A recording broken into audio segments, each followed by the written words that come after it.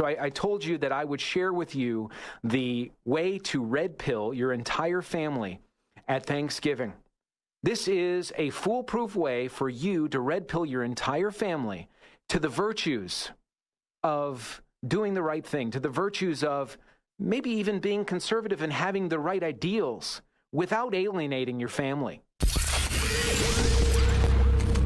If you are receiving this transmission, you are the resistance.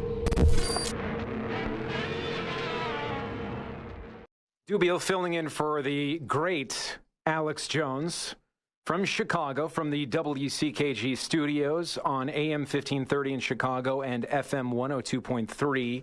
I was just listening myself to Alex talking with Stefan Molyneux, and I want to talk about some of the things that Stefan was bringing up with Alex. And but before we do, like I do every time I step in, I want to say thanks to the folks at InfoWars. Thanks to Alex for letting me pop in and bring attention to Chicago.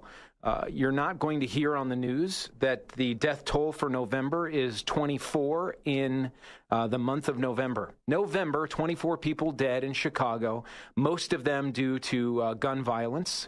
I'm not a proponent of banning or blocking or inhibiting our Second Amendment rights. In fact, I believe the solution to that problem, the problem in Chicago, that it's Las Vegas every month in slow motion.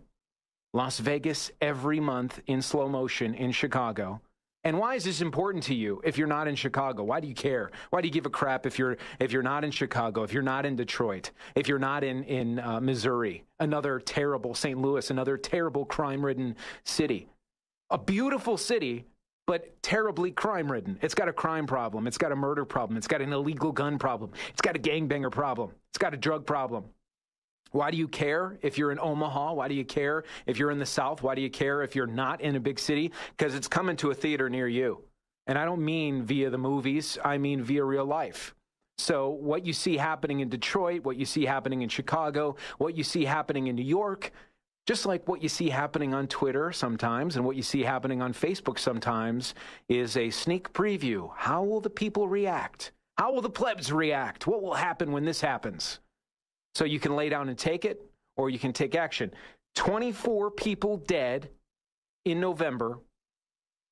For the month of November, 24. For the year 2017, we're at 616 dead. Now, I don't know what the total is. Maybe somebody can do the math since Rahm Emanuel took office in 2011. But more people, I believe, have died in Chicago than have died in some wars. It's our home turf here. So I like to bring attention to that every time I'm on because, as I said, it's coming to a theater near you. It's coming.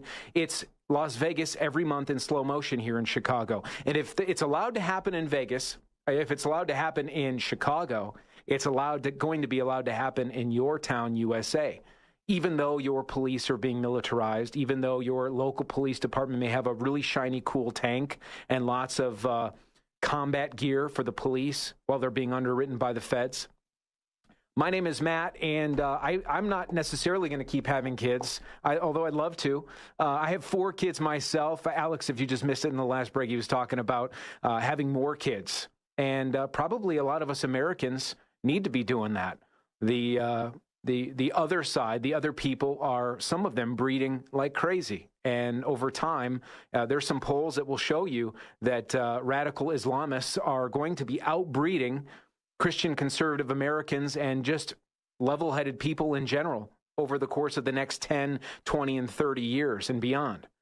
Whether you're going to be having more kids or no kids, many of us in the United States, hopefully you, with people you love, are going to be celebrating Thanksgiving. It's a holiday that is one of my favorites. We celebrate it in my home. We have about 40 people over. People I love more than anything. It's a good time. It's a great time to reflect not only on the things that we have to be thankful for as Americans, but the things we have to be thankful for as human beings. Some of us practice being grateful on a daily basis. Some of us forget. Some of us do it in our prayers. Some of us do it when we wake up in the morning and when we go to bed at night. Thank God for our heart beating and our lungs breathing and our brain working.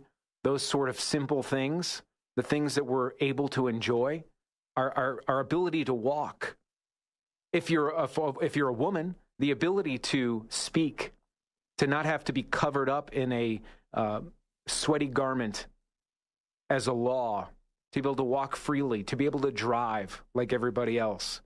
Some of these things we all take for granted, and it's human nature because you just get into everyday life and you just take it for granted. Well, I can drive. Well, I'm really grateful for the guy and people that invented the automobile. I don't have to take a horse and buggy to wherever I'm going. I don't have to churn the butter in order for us to eat. Thank you. It's great to be thankful. It's great to be grateful. And there's studies out there that show the more grateful you are, the more thankful you are, the better you feel, the better the life around you is, the better things happen to you. Some people might say it's part of the simulation. It's part of the code in the simulation that we're experiencing. Others will say that that's just the way it is and that's the way God works. Either way, no matter what you believe, no matter who you pray to, no matter what you celebrate, if you're an American and you're celebrating Thanksgiving, you're likely going to be getting together with many family members, many family members. Not all of them are going to agree with you. Not all of them see things the way that you see things. And how do you deal with that? How do you handle the Thanksgiving festivities when you know that one cousin or that one aunt or that one uncle, or maybe you're the one cousin and you're the one aunt or you're the one uncle? How do you red pill the people you love the most, the people that you want to be on your side the most, the people that you have the best chance of getting in the foxhole next to you if the fit hits the shan like it could and like it probably will one day, when it's going to be very important to be around people that are like-minded, on the same team? How do you red pill those people so that you have a network that you can count on? How do you do it without ruining the holiday?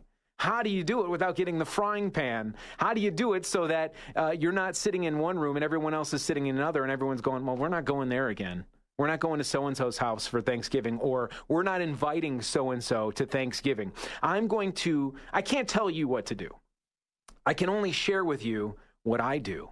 And I do this every year when I host Thanksgiving. I'm going to give you the things that I do in order to red pill my family without coming off as a douche, without everybody leaving going, oh man, we're not going back there. Some of you might think it's oversimplified.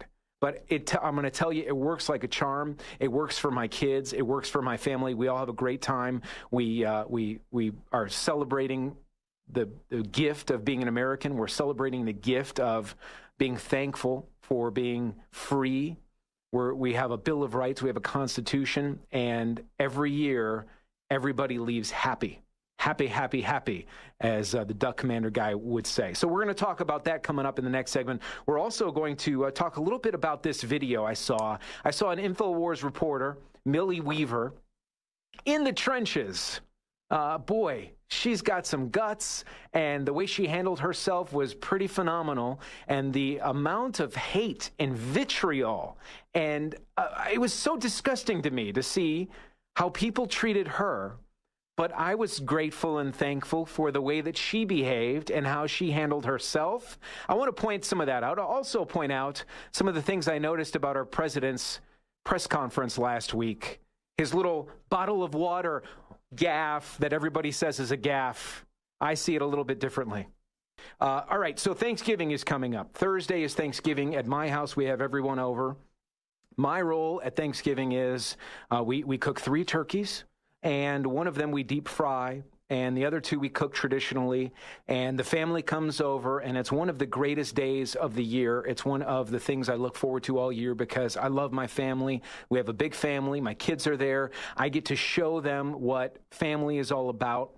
A lot of times, you and I, we tell people. We tell people they should watch this movie. We tell people they should watch this video. We tell people, listen to Alex or listen to this guy, listen to Stefan Molyneux, follow so-and-so. We tell. And if you're a father, if you've had a father, what you'll notice is your father shows you. He tells you, but he also shows you. And as children, that have been brought up by fathers, what we end up doing is we end up doing what our father showed us. Sometimes we don't do what he told us to do, but we almost always do what he showed us to do. So I told you that I would share with you the way to red pill your entire family at Thanksgiving. This is a foolproof way for you to red pill your entire family to the virtues of doing the right thing, to the virtues of maybe even being conservative and having the right ideals without alienating your family, without having them think that you're just an a-hole, and without ruining the holiday. Here's how you do it. Now, and imagine, fast forward to Thursday. Maybe you're going to have football on. And inevitably, the conversation is going to come up between family members about football. Like, what do you think about, the football players? And what do you think about the standing? And what do you think about the kneeling? And it's a trap. It's a trap. Because no matter what you think, and no matter what Uncle so-and-so thinks, what you both know is you love each other, and it's going to be a good day if you can find some common ground and love each other. Now, I'm not suggesting that you roll over and say that maybe something should happen that you don't believe in. I'm not suggesting that you advocate for the NFL players if you don't believe in it. What I'm suggesting is that maybe you show and not tell. And I'm going to explain exactly what I mean. And I'm going to share with you, and this may seem a little corny, but I'm going to share with you a poem that my dad shared with me and that I've shared with my children. And I think that as I share this poem with you, it's called If, and you can find it online. It's very old. It's by Rudyard Kipling. Rudyard Kipling wrote this poem, If, okay? And as I tell you about it, as I share it with you, I think you're going to realize that it very much describes our current president, as at least as he's showing himself to us right now. And it definitely describes the way that I was brought up. And it describes to my children the way that we intend on living our lives. And I'm just going to start it out because the synopsis of it is, if you can keep your head when all about you are losing theirs and blaming it on you. If you can keep your head when all about you are losing theirs and blaming it on you. Now imagine, play through the last couple of years and the presidential race, the primary, the current state of politics as I read and I share this poem with you. Imagine how you're going to display to your family, how you're going to show, not tell. You're not going to tell everybody about your politics. You're just going to show them about your values. It goes like this. This is called If. If you can trust yourself when all men doubt you, but make allowance for their doubting too. If you can wait, not being tired by waiting, or being lied about, don't deal in lies. Or being hated, don't give way to hating. And yet, don't look too good, nor walk too wise. If you can dream and not make dreams your master. If you can think and not make thoughts your aim. If you can meet with triumph and disaster, and treat those two impostors just the same. If you can bear to hear the truth you've spoken, twisted by knaves to make a trap for fools, or watch the things you gave your life to broken, and stoop and build them up with worn-out tools. I'm getting chills when I read this. I get chills when I give it. I get chills when I read it to my kids. If you can make one heap of all your winnings and risk it all on one turn of pitch and toss, and lose and start again at your beginnings, and never breathe a word about your loss. If you can force your heart and nerve and sinew to serve your turn long after they are gone, and so hold on when there is nothing in you except the will which says to them, hold on. If you can talk with crowds and keep your virtue, or walk with kings, nor lose the common touch. Think about that. Think about it. If neither foes nor loving friends can hurt you, if all men count with you, but none too much, if you can fill the unforgiving minute with 60 seconds worth of distance run, yours is the earth and everything that's in it, and which is more, you'll be a man. My son. Read that. Read that to your family. dads, sons. Read that. It applies to women. Put a woo in front of the man. It applies to women. It's all about being who you are. It's all about fighting through adversity. Read it again and spend some time with it and look at it and think about the course of events over the last 12 months, the previous 12 months. Think about the things that we've been through as Americans. Think about the things our president has been through as a candidate. Think about the things he pushed through as a candidate. Think about the barbs and attacks. Think about the things that he said and how they were twisted around. And then read the passages from this poem. If he's lived it in front of us. Now, I'm not suggesting you be a fanboy for Trump and be his apologist. I'm not suggesting that you stand in front of your family and tell them how great the president is if they believe that other people, what other people are saying, if they're indoctrinated by the CNNs and the MSNBCs and the ESPNs and the New York Times and pretty much all the media. All I'm suggesting to you is on Thanksgiving, just to be that man or woman that you're here to be. Don't talk about any of that stuff. Show, don't tell. Show how you love everyone. Show that your table is made for everyone. Show that you have more in common than you do that separates you. And over time, eventually somebody will ask you what your thoughts are on a certain issue. How do you feel about this issue? How do you feel about that issue? How do you feel about President Trump or candidate Trump?